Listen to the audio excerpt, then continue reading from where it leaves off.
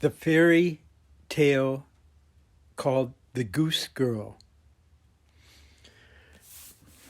It's in Anderson's fairy tale, I believe. And in fairy tales, you don't explain the tale to the kid, the child. But as adults in this modern world, we have a lot to learn from the fairy tale and the myth as relating to our individuation process, as relating to our spiritual soul metamorphosis, and our gradual awakening to higher consciousness. So I want to read you and share with you the Goose Girl. So as I go along in the story, I'm going to help explain the way I see it that may or may not be helpful to you. I believe that in mythology and the great mythology of the heroes and the gods and world evolution and the process of the spiritual soul in its pilgrimage through incarnations in the seven earths, in its triplicity of the soul, sentient, intellectual, and consciousness soul, spiritual soul, as exemplified in both Blavatsky's books and especially Rudolf Steiner in his Theosophy book. Okay, so also in hanging out with, in the past, way back with Robert Moore, the King, Warrior, Magician, Lover guy, James Hillman, Michael Meade, Robert Bly, and others who I had the honor of them pulling me into some of their workshops. I would go to lunch with them in the breaks and interpret dreams and talk about astrology and metaphysical spiritual possibility, and often end up in debates. So I think that the fairy tale and the myth is expressing and elucidating and giving revelation about the world that we live in and its processes and archetypes and journey of descent and reascent of the soul, for one. So on one hand, you see the world around you, and on the other hand, you see that everything in the dream or the myth or the fairy tale is you, me. You don't have the right answer unless it lessens the negativity and brings more illumination and light and life and love to our every situation and day. Okay, so here's the Goose Girl, the fairy tale. Remembering here that it's a process we're going through in the world, but it's also everybody is really you. If you can figure it out, you get illuminated and a revelation. Okay, the Goose Girl. Once there lived an old queen whose husband has been dead some years and left her with one child, a beautiful daughter. When this daughter grew up, she was betrothed to a king's son, promised marriage to a king's son, who lived far away. And when the time arrived that she should be married, and as she had to travel into a strange country, the old lady packed up for her use much costly furniture, utensils of gold and silver, cups and jars. In short, all that belonged to the royal bridal treasure. For she loved her child dearly. She sent also a maid to wait upon her and to give her away to the bridegroom, together with 2 horses for the journey. The horse of the princess, called Falada, it should be added, could speak. Now here's the first paragraph of the Goose Girl. And the old queen is the old matter, the old earth, the old mother. And the husband has died. The spirit has inculcated itself in matter. And this is like the widow's son in the Rosy Cross Masonic. Mason is free builder, the mother's son. But it's a daughter here. It's the daughter of the widow. The orphan humanity that we are. And it's a mystery drama. And the old mother wants to give her all these things, but the esoteric side of this is that we're going into a spiritual experience, and all of her things may or may not help us, right? And she's traveling to a strange country, which is the spiritual world. And you have this duality that the horse can talk, the physical body has wisdom, the intellect has a certain amount of knowledge. What does the horse represent? Usually the physical wisdom, but it's limited. And we live in a duality of our higher and lower self. And so once our heart mind is ready for the Hermetic marriage and spiritual marriage, the chemical marriage, alchemical marriage too. You know, a lot of people think they have a spiritual practice and they're going to get married to their higher self, right? I think that's part of it. Okay, let's continue. And also it can be whatever you think, you know, whatever you feel. As soon as the hour of departure arrived, the mother took her daughter into a chamber and there with the knife cut her finger so that it bled. Then she held a napkin beneath and let 3 drops of blood fall into it. Isn't this similar to the Parsifal story? Or to the Christ, the Christos crucified in the 4 elements of the earth, the cross, and the blood or the spiritual sun pours upon the earth into our heart, the word heart spelling earth. Okay, I'm giving you too much interpretation. So the hour of departure comes, the mother takes the daughter into the chamber, cuts her finger so that it bleeds, and holding a pure napkin underneath, like snow, right, in Parsifal, and 3 drops of blood fall into it. This could be the sacrifice of the physical, emotional, mental to the higher self.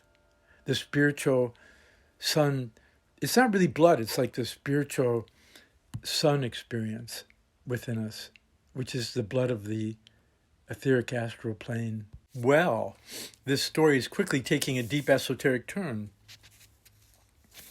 And that's how all the fairy tales are, I think. So as the 3 drops of blood fall on the napkin, the mother says, "Dear child, preserve this well, and it will help you out of trouble." I think what we're preserving is the memory of what we've suffered and pleasured in our physical, etheric, astral body. Okay. Afterwards, the mother and daughter took a sorrowful leave of each other, and the princess placed the napkin in her bosom and mounted her horse and rode away to her intended bridegroom. After she had ridden for about an hour, oh, and by the way, in this archetypal poetry and mythology of the ancient Greek and Hermetic and Neoplatonic, you can change the male and female back and forth, but traditionally, in this archetypal way, to get the spiritual message in the bottle that's been left here for us on the sea of samsara, in this fairy tale, the female is often replicated. It's the soul, and the old mother, the crone of wisdom of the earth, and that the spirit is Father Sky or something. Again, we could always rewrite these, but the necessity of our time is to get the spiritual truth, the essence of the truth out of these things and apply it to the world around us in the present. So The princess rides to the intended bridegroom, and after she had ridden about an hour, she became very thirsty, and said to her servant, "Dismount and procure me some water from yonder stream in the cup you carry, for I am very thirsty." The soul that's going into the spiritual worlds often wants to fall back to eat the earthly food, yet it's really yearning for spiritual food that it hasn't attained yet. And then the servant replies to the princess, "If you are thirsty, dismount yourself and stoop down to drink the water, for I will not be your maid." The princess, on account of her great thirst, did as she was bid, and bending over the brook, drank of the water, without daring to use her golden cup. While she did so, the 3 drops of blood said, "Ah, if thy mother knew this, her heart would break." And the princess felt humbled, but said nothing, and remounted her horse. Again, this is a very esoteric moment where the princess said nothing, but actually you're experiencing your emptiness, your calm, abiding space equanimity. You're not I, but the Christ within, that selflessness, that emptiness, the space, that HPB says what was, is, and always will be. Space. But see, we're here to awaken this space, and it's not awake yet. So let's continue on our journey through the fairy tale, the Goose Girl. Then she rode several miles farther, but the day was so hot and sun so scorching that she felt thirsty again. And as soon as she reached the stream, she called her handmaiden and bade her take the golden cup and fill it with water, for she had forgotten all the saucy words which before had passed. The maiden, however, replied more haughtily than before, "If you wish to drink, help yourself. I will not be your maid." Some part of us at some point turns on us because we are too earthly, and we're not spiritual enough to convert our mind or our double or our guardian on the threshold. In Steiner's Initiation, The Way of Initiation and its Results, that I once published with Trismegistus Press in 2 books. Later, these 2 books would be put together as knowledge of the higher worlds and its attainment. So the servant responded harshly, "If you wish to drink, help yourself. I will not be your maid." The princess thereupon got off her horse and helped herself at the stream, while she wept and cried, "Oh, woe's me!" And the 3 drops of blood said again, "If your mother knew this, her heart would break." As she leaned over the water, the napkin wherein were the 3 drops of blood fell out of her bosom and floated down the stream without her perceiving it, because of her great anguish.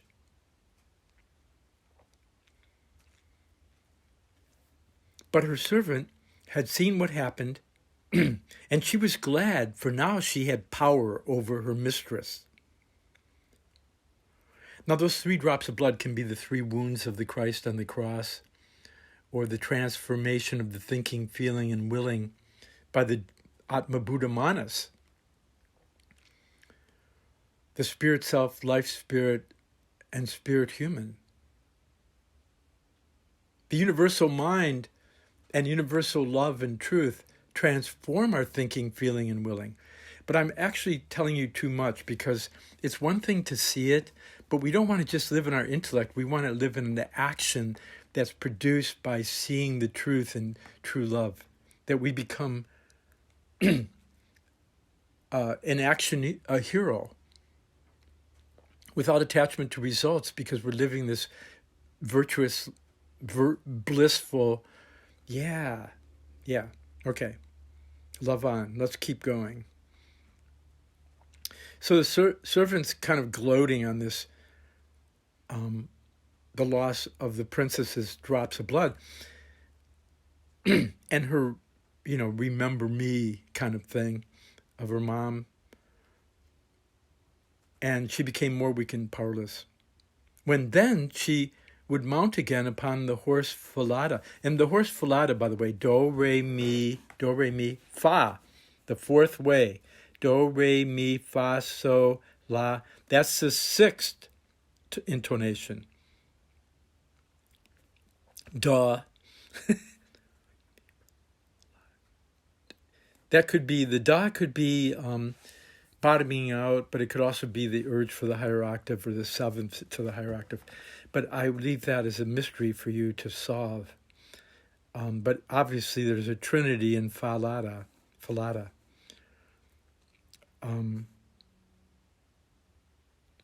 So when she would mount again upon the horse, the maid said, "No, Falada, the Falada of the horse belongs to me. You must get upon this horse." And she was forced to yield. The maiden was trading places with the high princess. Then the servant bade her take off her royal clothes and put on her common ones instead. I mean, this is often these experiences that humble us and make us come back down to earth. And lastly, the maiden made the princess promise to swear by the open sky that she would say nothing of what had passed at the king's palace, for if she had not so sworn, she would have been murdered. But Falada observed all that passed with great attention. All that has passed with great attention. Now this is like an echo of the three ruffians and Hiram Abiff, isn't it? Or the three gunas in the Bhagavad Gita. Hopefully you've read that Judge edition of the Bhagavad Gita and Sir Edward Arnold that, Gandhi read and carried with him, inspiring him to free India of the attempt of slavery by the British at the time. Again, me reading this is not only to inspire you to go forward, but it's also to inspire you to come to earth and do your homework and, read and study Gurdjieff, Osho, Rudolf Steiner, H.P. Blavatsky, Hermetics, Neoplatonism, Manly Haw, Tibetan Buddhism, to really get these 7 schools and chakras down so that you can rise up. Okay, let's continue. The Grimms and Anderson. So this is the Anderson fairy tale, The Goose Girl. So the horse observes all that just happened with great attention. The horse is learning.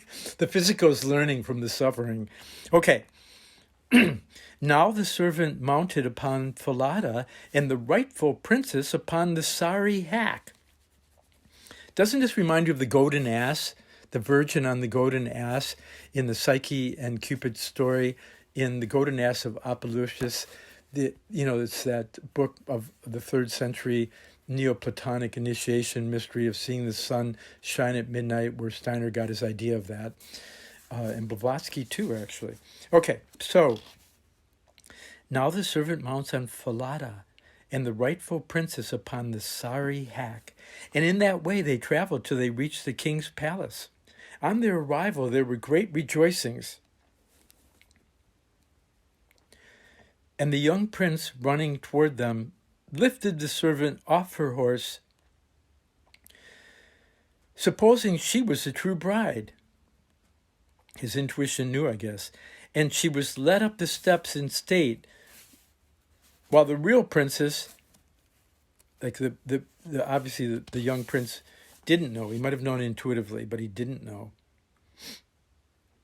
And often, I just want to say that many of us feel that there's been some kind of switch at birth and that we had a royal past life. We had some kind of spiritual path. We once were really holy, and like the prodigal son, we find ourselves eating with the pigs, and we wake up and we remember our true spiritual father. This is an old story. In the goddess myth, of course, it's Persephone, not just Prometheus. This descent of Ishtar, Astarte. Yeah, but I say too much, and we live in a terrible time where we live in our emotions and we refuse to be intellectual, or we live in our intellect and we have pictures, reflections of reality. It's like the beginning of pornography.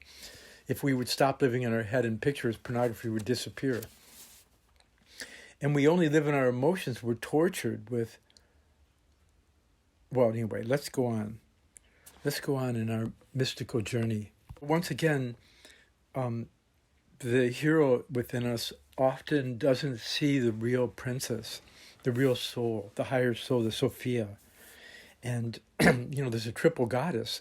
The highest goddess is the silence and wisdom of God, or the oneness, or the primordial darkness.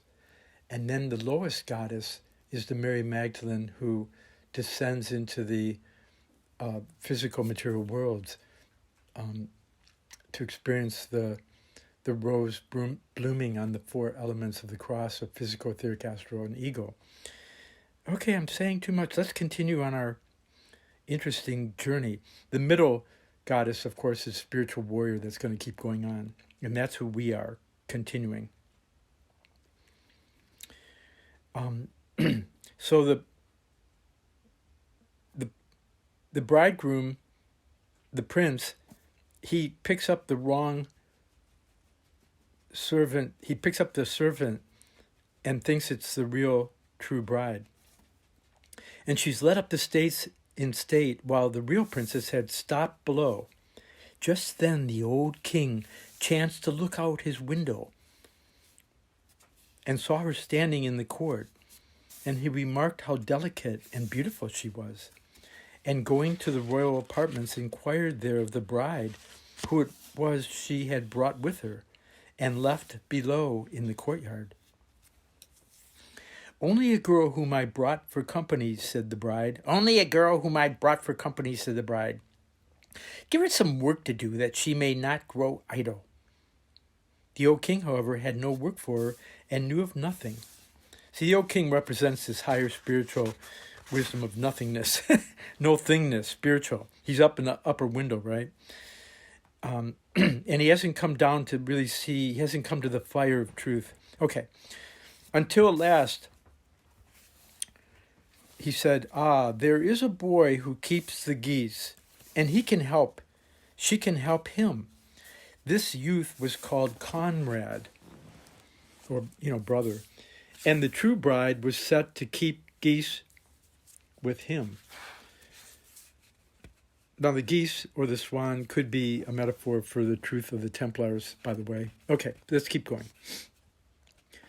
Soon after this, the false bride said to her betrothed, Dearest, will you grant me a favor?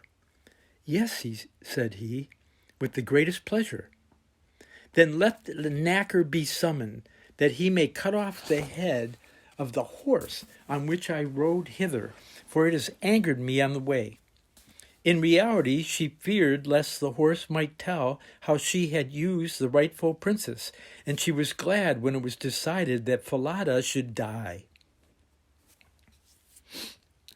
Again, this is the moment where our physical body is going to die, perhaps, or gets really sick, or some bad thing happens, or separate. The consciousness separates from attachment to form, and this is why God created death, is to separate, to break up the marriages of consciousness to form, that we won't keep growing, that we keep getting attached to our comforts or our pleasure or our pain. Okay, I'm talking too much.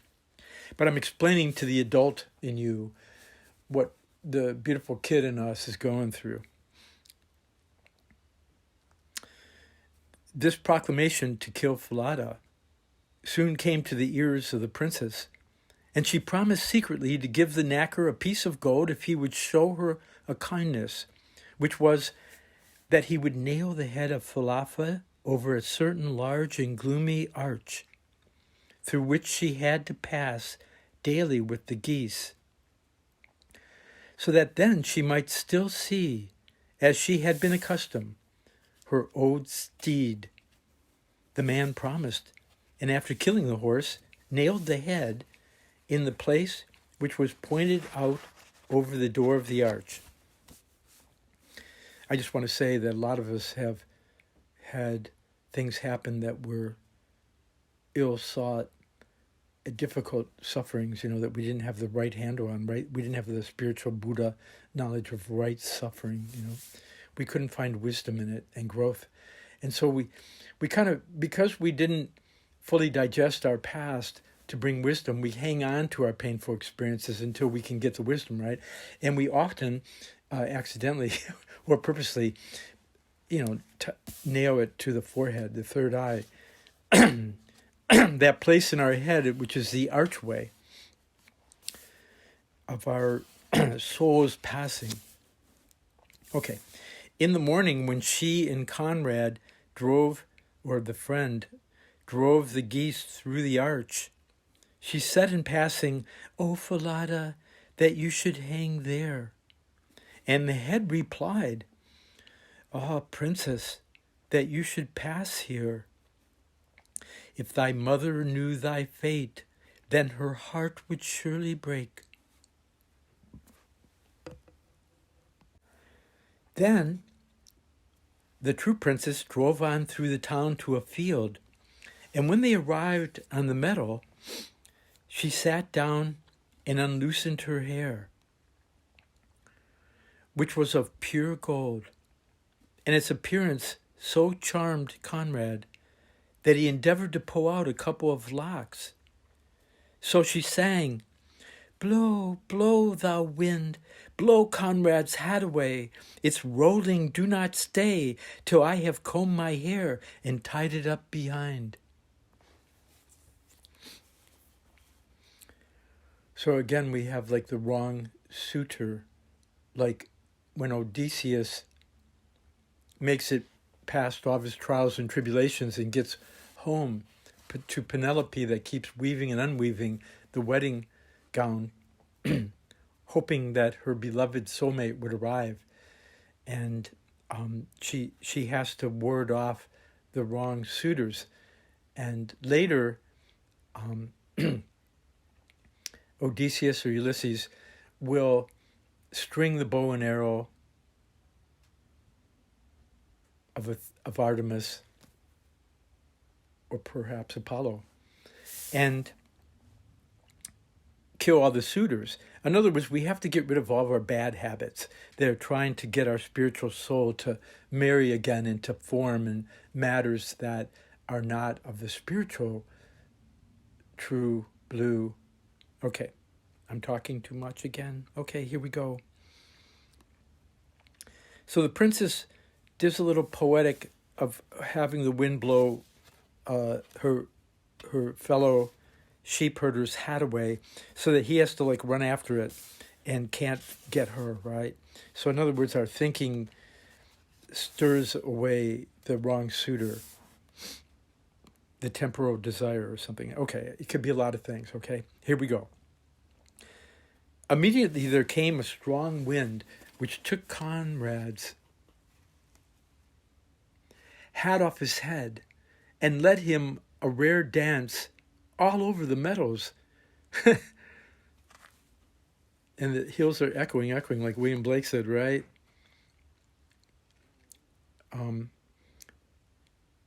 So that when he returned, what was combing and curling, the princess had rearranged her hair so that he could not catch a loose lock.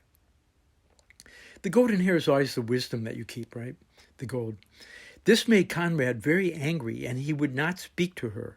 So all day long they tended their geese in silence, and at evening went home. This is the part of us that doesn't want to speak to the higher self and attends the animal nature. And there's a separation within ourselves. Okay, let's keep going. The following morning, they passed again under the gloomy arch, and the true princess said, "Ah, Falada, that you should hang there." And Falada replied, "Ah, princess, that you should pass here. If thy mother knew thy fate, then her heart would surely break." Afterwards, when they got into the meadow, Conrad tried again to snatch one of her golden locks. But she sang immediately, "Blow, blow, thou wind, blow Conrad's hat away. It's rolling, do not stay, till I have combed my hair and tied it up behind." Tied up behind is like the wisdom of the past more than the future, but let's go. So the wind blew and carried the hat so far away that by the time Conrad had caught it again, her hair was all combed out and not a single one loose. So they tended the geese till evening as before. After they returned home, Conrad went to the king and declared he would no longer keep geese with the servant. "Why not?" asked the king. "Oh, she vexes me the whole day long," said Conrad. And then the king bade him relate all that had happened.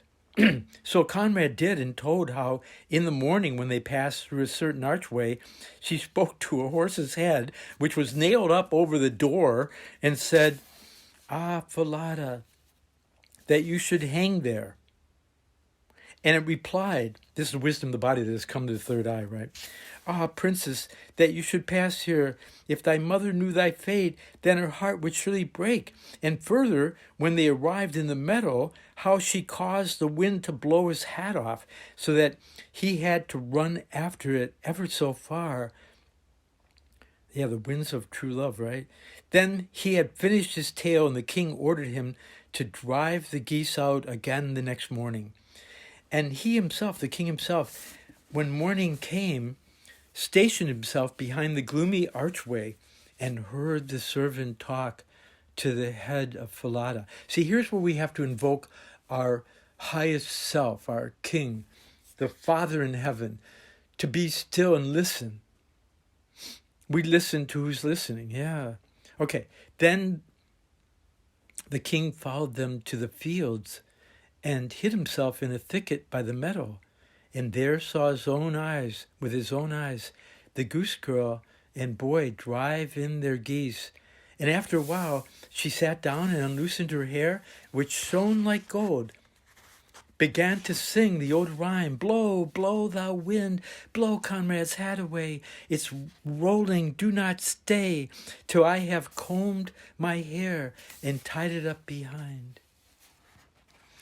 Then the king felt a breeze come, which took off Conrad's hat, so that he had to run a long way after it, while the Goose Girl combed out her hair and put it back in proper trim before his return. All this the king observed and went home unnoticed. And when the Goose Girl returned at evening, he called her aside and asked her what it all meant.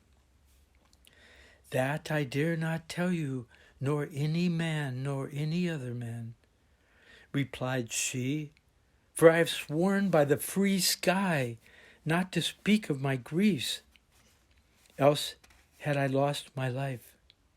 See, this is where we have to go to our silent meditation and bring our sorrows to the silence of the open sky within, the inner sky, and wait and listen. Unless we have spiritual wisdom, no interpretation of our suffering or another person's suffering will really bring us the freedom and truth and love we seek. This is me telling you. So the king pressed her to say what it was and left her no peace about it, but still she refused. Still, be it, at stillness, at one-ment, primordial darkness of all oneness, alone, all one. At last he said, "If you would not tell me, tell your griefs to this fireplace." Now this is very interesting because this reminds us of Demeter trying to put the earth baby in the fire to become immortal, that in spiritual symbolic language, we go to stillness, but we also go to the divine fire of the Christos, or the Hermes, or the truth, this is part of the fire philosophers, that we cook, that the spiritual fire renews our immortal common sense. So the king tells her to go to the fire and just tell the fireplace, tell the fire. And he went away. Then she crept into the fireplace. She went into the fireplace, right? It's like, this is only in a fairy tale they tell you this kind of honesty. Then she crept into the fireplace and began to weep and groan. Like, it reminds you of Jesus at 30 being baptized in fire and water to become the Christ for 3 years. Until the passion, death, and resurrection, right?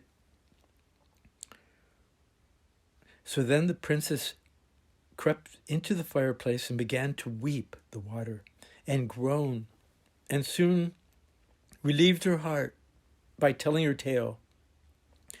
"Here sit I," she said, "forsaken by all the world, and yet I am a king's daughter, and a false servant exercised some charm over me, whereby I was compelled to lay aside my royal clothes," my radiance, right? "And she has also taken my place at the bridegroom's side, and I am forced to perform the common duties of a goose girl." Her trials and tribulations and tests, I'd say. "Oh, if my mother knew, her heart would break with grief." See, the real hero within us isn't here to get worldly pleasures and a $1 billion house and win the lottery and live forever with our soulmate on earth. It's to have a divine proclivity and this higher sense of things, that we can heal ourselves and the earth and our friends. Okay, let's keep going. I'm talking too much. The king heard everything that she said. The king, meanwhile, stood outside by the chimney and quietly listened to what she said in stillness, right? And when stillness to stillness, and when she had finished, he came in and called her away from the fireplace. Then her royal clothes were put on, and it was a wonder to see how beautiful she was. And the king, calling his son, showed him that it was a false bride whom he had taken, who was only a servant girl. Yeah, this is really remarkable how we pick the wrong lover, the wrong thing to love or like or pleasure or pain ourselves with. It's a deep moment, this being by the fireplace with our highest spiritual self listening to our suffering in the right way by the fire of spirit, Holy Spirit fire, yeah. Of Demeter, the Holy, anyway. Let us keep going, because this is Prometheus knowledge too, of stealing the fire of the gods to help humanity. So the king re-educates his son that the servant girl is really the true bride. But the true bride stood there as a goose girl. The prince was glad indeed at heart when he saw her beauty, her true beauty and virtue. And a great feast was announced, to which all people and good friends were invited. On a raised platform sat the bridegroom, with the princess on one side and the servant girl on the other. But the latter, the servant girl, was dazzled and recognized her mistress no longer in her shining dress. When they had finished their feasting, this is really amazing too, because this is like where, Rudolf Steiner talks about the Christ or the Hermes, Sophia, Christos, and that on one side is Christian Rosenkreuz, and on the other side is Rudolf Steiner, or is it? Yeah, I mean, we could rework that a little bit, but I think just for now that might be an imagination picture. Right now, the prince is between the two on a raised platform. On a raised platform sat the bridegroom and the princess on one side and the servant girl on the other. But the latter was dazzled. The servant girl was dazzled and recognized her mistress no longer in her shining dress. When they had finished their feasting and were beginning to be gay and celebrate, the king said a riddle to the servant girl. The real servant girl, the one who was pretending. And he said, what such a one were worthy of who had in such and such a manner deceived her masters? And he related all that had happened to the true bride. The servant girl, who was pretending to be the true bride, replied, such a one deserves nothing better than to be put into a cask, stuck all around with sharp nails, and then by 2 horses be dragged through street after street till the wretch be killed. Thou art the woman then, exclaimed the king. Thou hast proclaimed thine own punishment, and it shall be strictly fulfilled. The sentence was immediately carried into effect, and afterwards the prince married the rightful bride. And together they ruled their kingdom long in happiness. Okay. Grimm's fairy tales also often are grim, and often when you see the duality of like two people, the good and bad guy or something, there's trouble to be had. And the 3 and the 7 often end up happier endings, or the 12 perhaps. It's a very deep mystery at the very end of this that I leave you to contemplate. You might say that we die, our spiritual soul unites with the higher self, with both the princess or the prince, whatever it may be, of the spiritual worlds, and that God that's beyond form, the king or the great queen, and we drop our body to be broken like bread in the barrel or the wheel of samsara, the wheel of fortune and misfortune, and to be ground up and broken in pieces like Dionysius, and in future rebirths, and it's nourishment for other people who are still in the passageway. So if you think of everybody in this story as yourself, the story can start to make a lot more sense. And in the future, I'll bring to you more fairy tales that will reflect the mystery of initiation and self-individuation. When it comes to dreams, it's the very same thing. Everybody is you. And water dreams are the emotions, and flying is the air and thinking. And, getting stuck or pricked or nailed, or it's all earthly matters. The nails are the nails of the cross, in a way, or you get nailed in the trials and tribulations of Hercules or Ulysses. The 12 tortures of Mithras are but 12 purifications that are hidden in the metaphor. The spiritual soul, spirit, soul, body, in the spiritual soul you can't be harmed. But we can be very unconscious, and we can drag our soul into unnecessary suffering that seems to have no meaning and purpose. And we can get lost. Other people get lost in the higher worlds. In Steiner's terminology, sometimes part of us gets too hardened and mechanical. Gurdjieff would call it our mechanical self, our machine self, our sleeping and unconscious self. Some people get lost in the lower worlds. In Tibetan Buddhism terminology, we're lost in the hungry ghost realm, or the animal appetite realm, or the hell realm of meaningless suffering. And other people get lost in the Luciferic, being too spiritual and not getting what the mission of the earth is, why we're in physical bodies, to learn something. And Buddha talks about the middle way, and Christ is crucified or four-folded on the vertical and the horizontal cross. We see the middle way, where the rose blooms between spirit and matter, where the horizontal and vertical meet, or the interlaced triangles of Solomon's seal and the hexagram, or the Jewish motif sigil, the interlaced triangles of the vortexes of descent and ascent, or centrifugal, centripetal forces.